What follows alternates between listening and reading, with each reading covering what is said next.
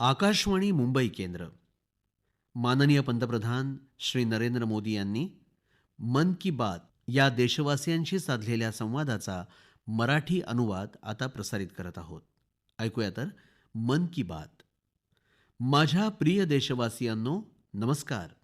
मन की बात मध्ये पुन्हा एकदा चर्चा होईल ती देशाला मिळालेल्या यशाची, देशवासियांनी केलेल्या कामगिरीची.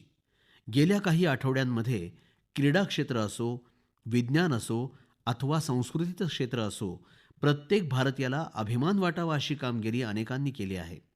अलीकडेच शुभांशु शुक्ला हे अवकाशातून परतले, याविषयी संपूर्ण देशामध्ये खूप चर्चा झाली. शुभांशु सुरक्षित भूमीवर परतताच लोकांच्या हृदयामध्ये जणू एक आनंदाची लाट उसळली. संपूर्ण देशाला शुभांशु यांच्या कामगिरीविषयी अभिमान वाटला. अशा वेळी मला एका घटनेचं स्मरण होत आहे. ज्यावेळी ऑगस्ट 2023 मध्ये चंद्रयान-3 यशस्वीपणे चंद्राच्या पृष्ठभागावर उतरलं, त्यावेळीही देशामध्ये अशाच प्रकारचं अनोखं वातावरण तयार झालं होतं. विज्ञानापासून ते अंतराळापर्यंतच्या विषयांमध्ये अगदी लहान लहान मुलांमध्येही एक नवीन जिज्ञासा, उत्सुकता निर्माण झाली होती. आता लहान लहान मुलंही म्हणतायत की आम्हीही अंतराळामध्ये जाणार, आम्हीही चंद्रावर जाणार, अंतराळ संशोधक बनणार. मित्रांनो, तुम्ही इन्स्पायर मानक उपक्रमाचं नाव नक्कीच ऐकलं असेल. लहान मुलांमध्ये असलेल्या नवोन्मेषी संकल्पनांना प्रोत्साहन देण्यासाठी हा उपक्रम आहे. यामध्ये प्रत्येक शाळेमधून 5 मुलांची निवड केली जाते. प्रत्येक मूल एक नवीन कल्पना घेऊन येतं. या उपक्रमामध्ये आतापर्यंत लाखो मुलं सहभागी झाली आहेत. चंद्रयान-3 नंतर तर या मुलांच्या संख्येत दुप्पट वाढ झाली आहे. देशामध्ये अंतराळ विषयक स्टार्टअप्समध्ये वेगानं वाढ होत आहे. 5 वर्षांपूर्वी 50 पेक्षाही कमी स्टार्टअप देशात होते. आज त्यांचा आकडा 200 पेक्षा जास्त झाला आहे. ही गोष्ट फक्त अंतराळ क्षेत्राची आहे. मित्रांनो, आगामी महिन्यात 23 ऑगस्ट रोजी राष्ट्रीय अंतराळ दिवस आहे. हा दिवस तुम्ही कसा साजरा करणार, यासाठी तुमच्या मनात कोणती नवी कल्पना आहे, याविषयी नमो ॲपला तुम्ही जरूर संदेश पाठवावा. मित्रांनो, 21व्या शतकातल्या भारतामध्ये आज विज्ञान, शास्त्र या विषयामध्ये एक नवीन चैतन्य निर्माण झालं आहे. काही दिवसांपूर्वी आपल्याकडच्या विद्यार्थ्यांनी आंतरराष्ट्रीय रसायनशास्त्र ऑलिम्पियाडमध्ये पदकांची कमाई केली आहे. देवेश पंकज, संदीप कुची, देवदत्त प्रियदर्शी आणि उज्ज्वल केसरी या 4 विद्यार्थ्यांनी भारताचं नाव परदेशामध्ये गाजवलं. गणित विश्वामध्येही भारतानं आपली वेगळी ओळख आणखी मजबूत केली आहे.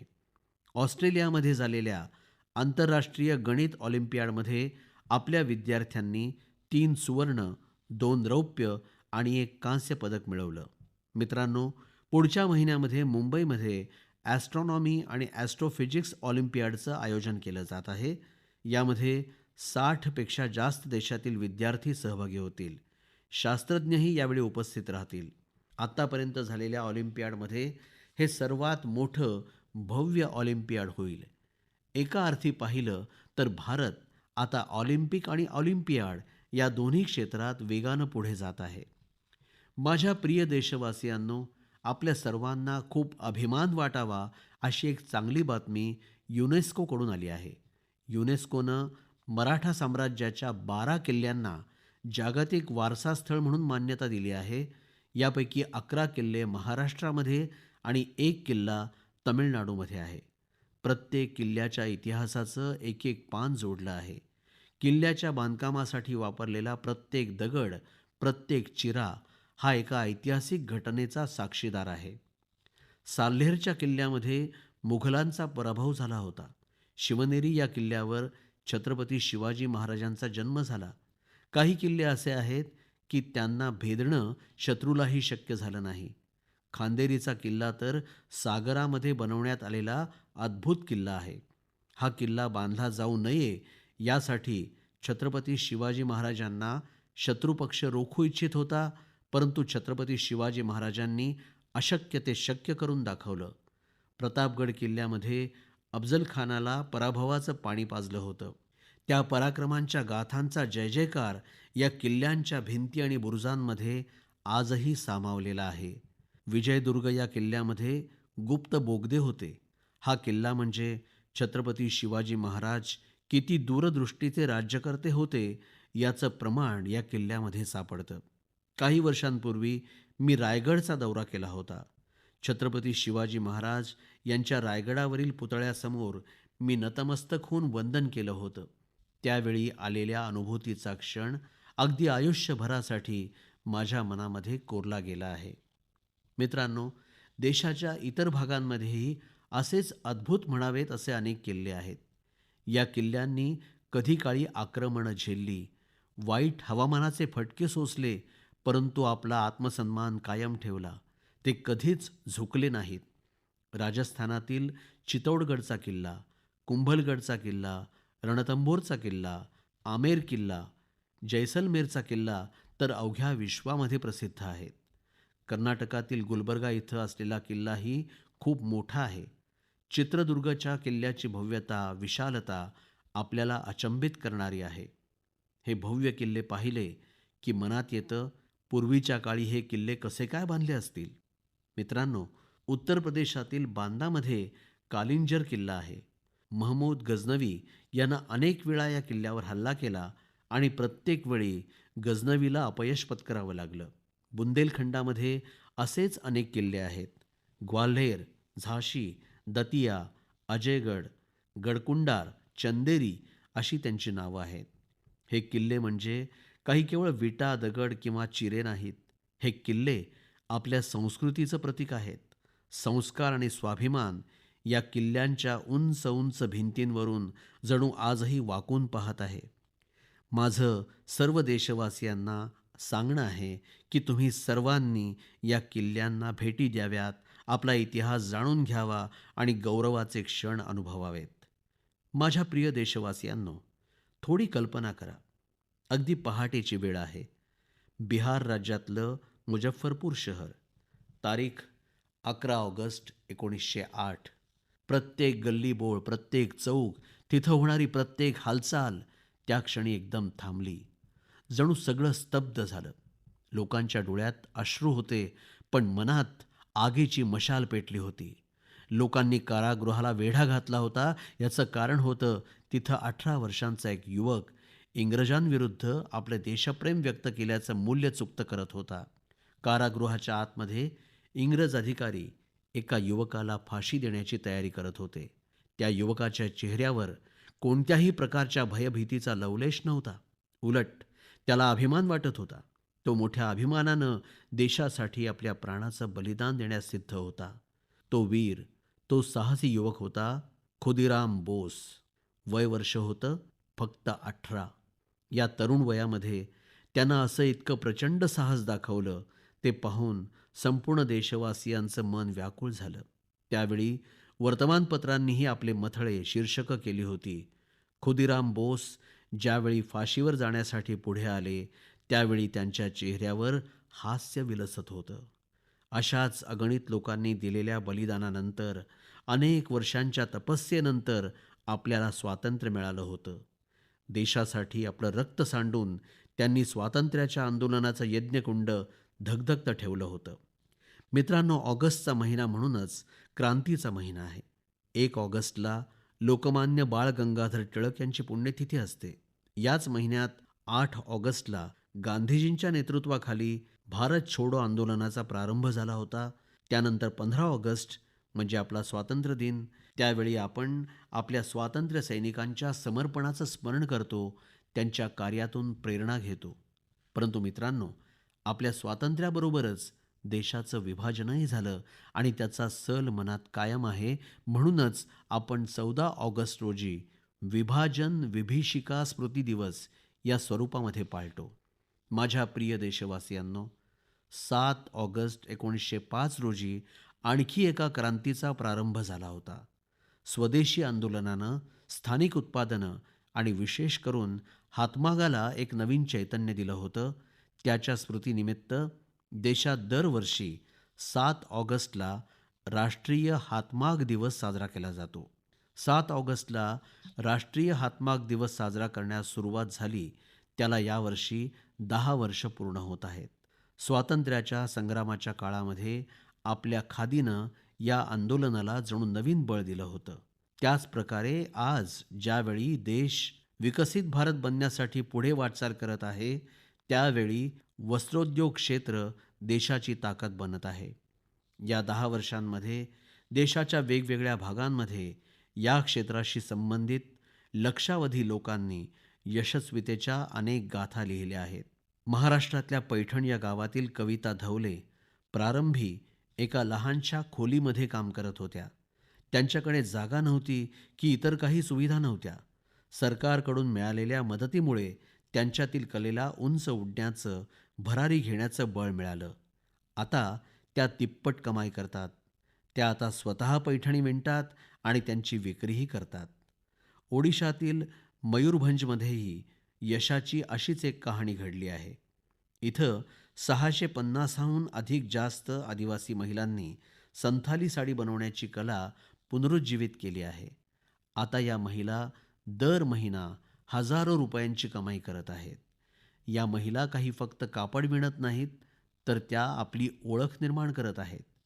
बिहारच्या नालंदा इथं वास्तव्य करणारे नवीन कुमार यांनी केलेली कामगिरीही प्रेरणादायी आहे.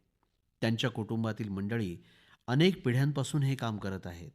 परंतु सर्वात चांगली गोष्ट अशी की त्यांच्या कुटुंबानं आता या क्षेत्रामध्ये आधुनिकतेचा समावेश केला आहे. आता त्यांची मुलं हातमाग तंत्रज्ञानाचा अभ्यास करत आहेत. मोठ्या ब्रँडसाठी काम करत आहेत. हे परिवर्तन काही फक्त एखाद्या परिवारामध्ये घडून आलंय असं अजिबात नाही, तर भोवतालच्या अनेक कुटुंबांना ते पुढे घेऊन जात आहे. मित्रांनो, वस्त्रोद्योग हे भारताचं फक्त एक क्षेत्र आहे असं नाही. हे आपल्या सांस्कृतिक वैविध्याचं उदाहरण आहे. आज वस्त्रोद्योग आणि तयार कपड्यांची बाजारपेठ खूप तेजीत आहे आणि ही बाजारपेठ सातत्यानं वाढत आहे.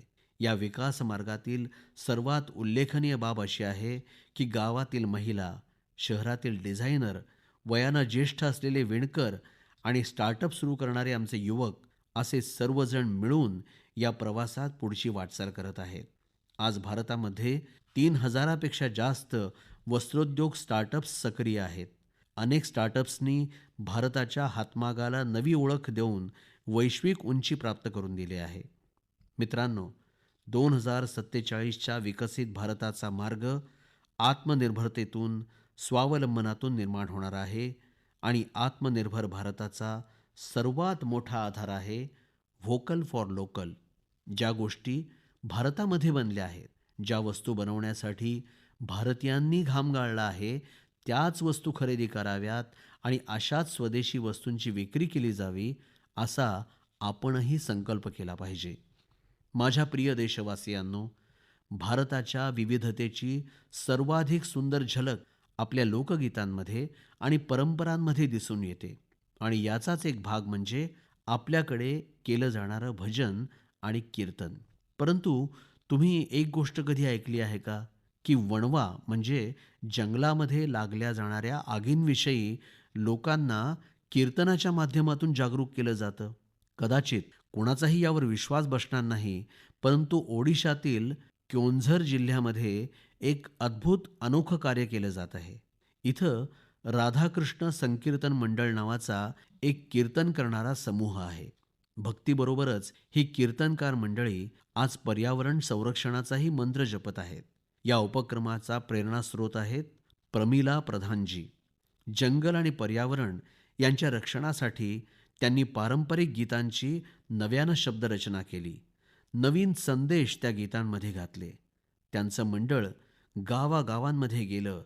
त्यांनी गीतांच्या माध्यमातून लोकांना समजावून सांगितलं की जंगलाला आग लागली तर किती प्रचंड नुकसान होतं ते.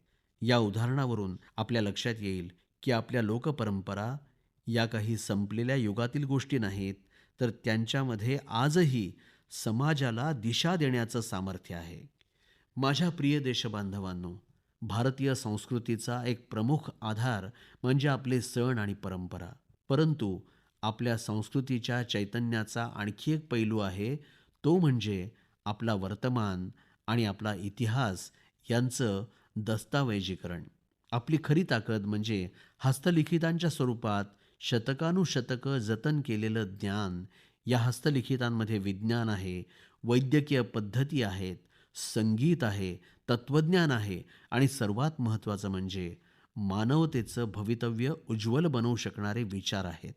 मित्रांनो, हे असाधारण ज्ञान, हा वारसा जपण्याची आपली सर्वांची जबाबदारी आहे. आपल्या देशात प्रत्येक कालखंडात अशा काही व्यक्ती होऊन गेल्या, ज्यांनी त्याला आपली साधना बनवलं. असंच एक प्रेरणादायी व्यक्तिमत्व म्हणजे मणिमारनजी, जे तामिळनाडूतल्या तंजावर इथले आहेत. त्यांना वाटलं, की जर आजची पिढी तमिळ हस्तलिखितं वाचायला शिकली नाही, तर भविष्यात हा मौल्यवान वारसा नष्ट होईल. म्हणून त्यांनी सायंकाळचे वर्ग सुरू केले. इथं विद्यार्थी, काम करणारे तरुण, संशोधक असे सर्वजण येऊन शिकू लागले. मारंजींनी लोकांना तमिळ सुवादी इयाल म्हणजे ताडाच्या पानांवरची हस्तलिखितं वाचण्याची आणि समजून घेण्याची पद्धत शिकवली. आज बऱ्याच प्रयत्नांनंतर अनेक विद्यार्थी या क्षेत्रात पारंगत झाले आहेत. काही विद्यार्थ्यांनी तर या हस्तलिखितांच्या आधारे पारंपरिक औषध प्रणालीवर संशोधन सुरू केलं आहे. मित्रांनो, कल्पना करा की जर असे प्रयत्न देशभरात झाले, तर आपलं प्राचीन ज्ञान भिंतींमध्ये बंद राहणार नाही, तर ते नवीन पिढीच्या चेतनेचा भाग बनेल. आणि याच विचारानं प्रेरित होऊन भारत सरकारनं यंदाच्या अर्थसंकल्पात एक ऐतिहासिक उपक्रम जाहीर केला आहे, ज्ञान भारतम मिशन. या मोहिमेअंतर्गत प्राचीन हस्तलिखितांचं डिजिटायझेशन केलं जाणार आहे. त्यानंतर एक राष्ट्रीय डिजिटल भांडार तयार केलं जाईल, ज्यायोगे जगभरातील विद्यार्थी आणि संशोधक भारताच्या ज्ञान परंपरेशी जोडले जाऊ शकतील. मी तुम्हा सर्वांना असं आवाहन करतो, की जर तुम्ही अशा कोणत्याही प्रयत्नांशी जोडलेले असाल किंवा जोडू इच्छित असाल, तर कृपया मायगव्ह किंवा संस्कृती मंत्रालयाशी संपर्क साधा. कारण ही केवळ हस्तलिखितं नाहीत, तर ते भारताच्या आत्म्याचे असे भाग आहेत, जे आपल्याला आगामी पिढ्यांना ज्ञानाच्या रूपात हस्तांतरित करायचे आहेत. माझ्या प्रिय देशबांधवांनो, जर तुम्हाला विचारलं गेलं, की तुमच्या आजूबाजूला किती प्रकारचे पक्षी आहेत, चिमण्या आहेत, तर तुम्ही काय उत्तर द्याल? कदाचित एवढंच, की मला दररोज 5-6 पक्षी दिसतात किंवा चिमण्या दिसतात. काही ओळखीचे असतात, तर काही अनोळखी. पण आपल्या आजूबाजूला कोणकोणत्या प्रजातीचे पक्षी राहतात, हे जाणून घेणं खूप मनोरंजक आहे. अलीकडेच असा एक अद्भुत प्रयत्न करण्यात आला. ठिकाण आहे आसाममधलं काझीरंगा राष्ट्रीय उद्यान. जरी हा परिसर गेंड्यांसाठी प्रसिद्ध असला, तरी यावेळी चर्चेचा विषय ठरला तो म्हणजे तिथली गवताळ मैदानं आणि त्यामध्ये राहणारे पक्षी. इथं प्रथमच गवताळ प्रदेशातल्या पक्ष्यांची गणना करण्यात आली. तुम्हाला हे जाणून आनंद होईल की या गणनेमुळे पक्ष्यांच्या 40हून अधिक प्रजाती ओळखल्या गेल्या आहेत. यामध्ये अनेक दुर्मिळ पक्ष्यांचा समावेश आहे. तुम्हाला नक्कीच प्रश्न पडला असेल की इतक्या चिमण्या, इतके पक्षी कसे ओळखले गेले? हा तंत्रज्ञानाचा चमत्कार आहे. जनगणना पथकानं आवाज रेकॉर्ड करणारी उपकरणं बसवली. मग त्या आवाजाचं विश्लेषण संगणकाद्वारे कृत्रिम बुद्धिमत्ता वापरून केलं गेलं. पक्ष्यांना फक्त त्यांच्या आवाजावरून ओळखलं गेलं, तेही त्यांना त्रास न देता.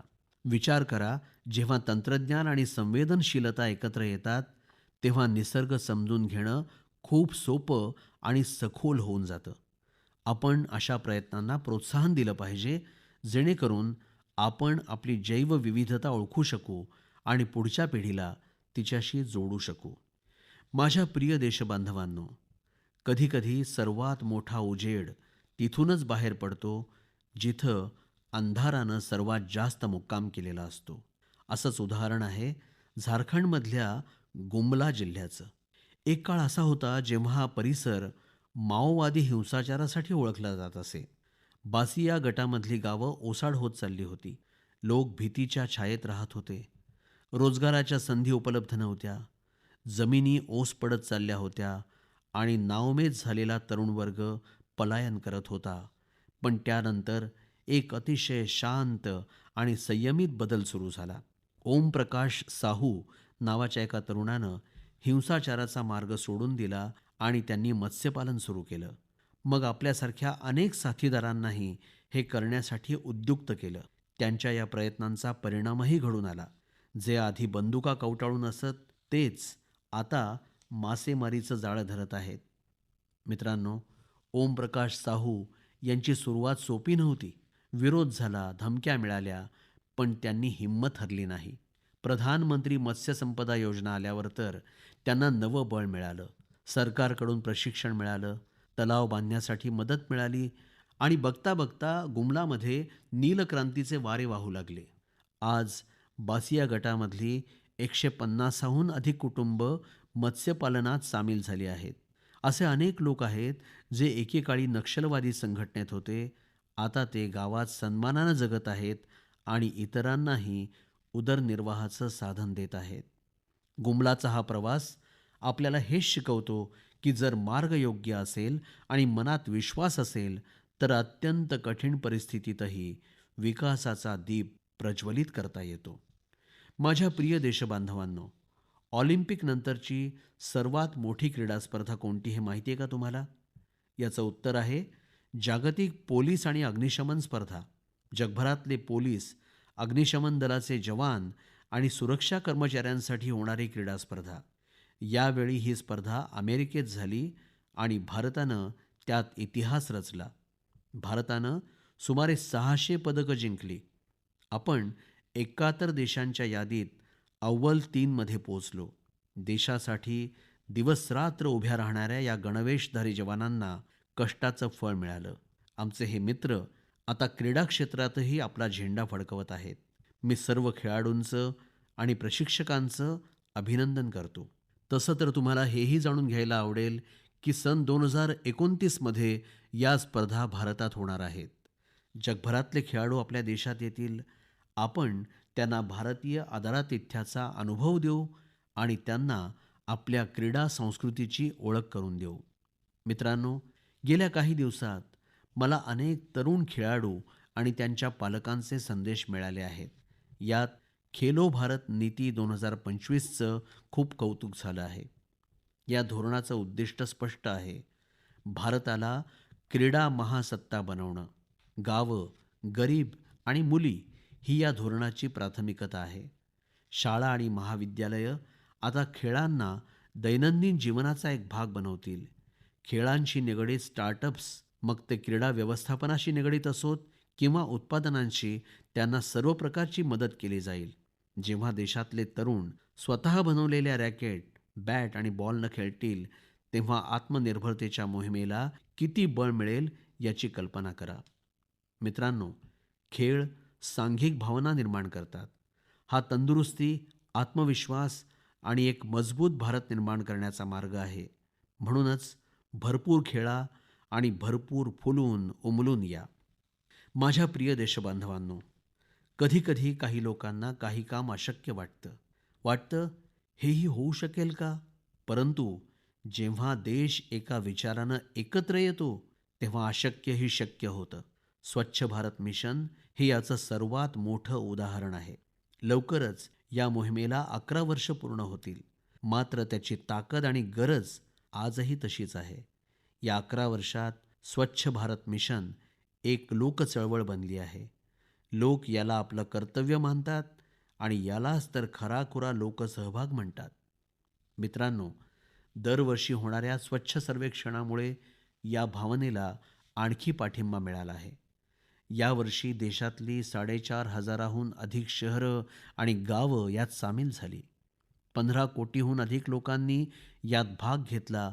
ही काही सामान्य संख्या नाही. हा स्वच्छ भारताचा आवाज आहे.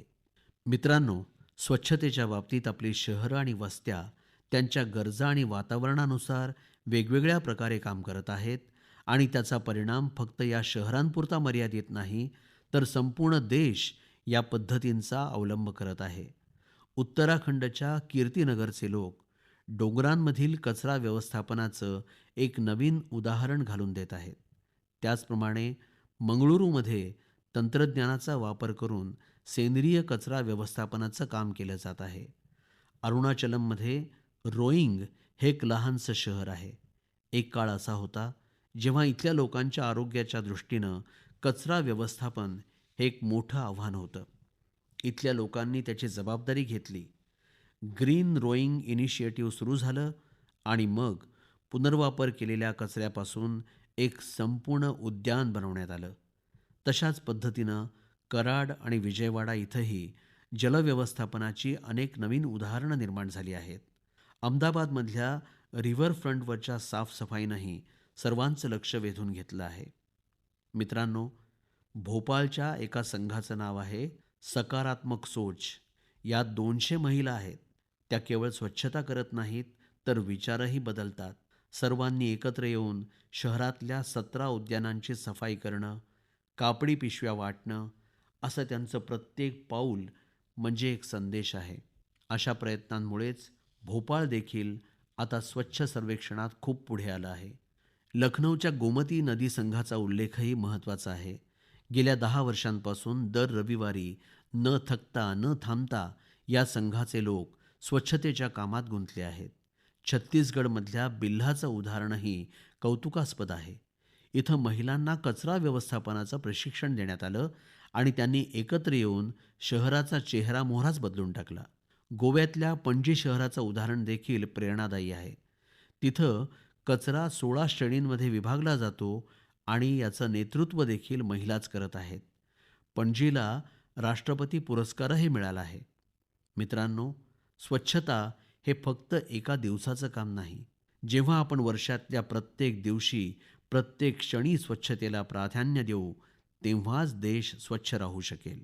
मित्रांनो, श्रावण सरी बरसत असतानाच देश पुन्हा एकदा सणांच्या उत्साहानं गजबजून जाणार आहे. आज हरियाली तीज, मग नागपंचमी आणि रक्षाबंधन, मग जन्माष्टमीला आपल्या खोडकर बालकृष्णाचा जन्माचा उत्सव. हे सर्व सण आपल्या भावनांशी जोडले गेले आहेत. आपल्याला ते निसर्गाशी एकरूप होण्याचा आणि संतुलनाचा देखील संदेश देतात. तुम्हा सर्वांना या पवित्र सणांच्या खूप खूप शुभेच्छा. प्रिय मित्रांनो, तुमचे विचार आणि अनुभव सामायिक करत रहा. पुढच्या महिन्यात आपण पुन्हा भेटूया आपल्या देशबांधवांकडून मिळालेल्या काही नवीन यशोगाथा आणि प्रेरणांसह. स्वतःची काळजी घ्या. खूप खूप धन्यवाद. श्रोतेहो, आत्ताच आपण माननीय पंतप्रधान श्री नरेंद्र मोदी यांनी मन की बात या देशवासियांशी साधलेल्या संवादाचा मराठी अनुवाद ऐकलात. ही आकाशवाणी मुंबई केंद्राची निर्मिती होती.